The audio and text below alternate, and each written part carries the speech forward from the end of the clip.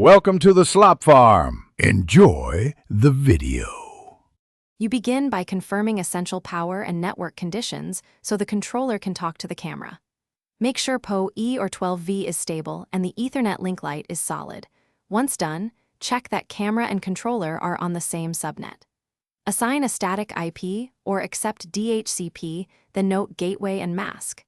Next, put the camera into pairing mode and use the controller's discovery or OnVIF search to add the device. This establishes control channels and prepares pan, tilt, and zoom commands. Now you configure the nuanced motion and optical behavior so your shots are repeatable and smooth. First, adjust pan and tilt speed plus soft limits so the camera won't slam into structures. Make sure to test movements at multiple speeds. Then tune zoom speed and focus behavior, including iris control if available, because optical settings affect framing. Once comfortable, program a series of presets by framing each view and saving.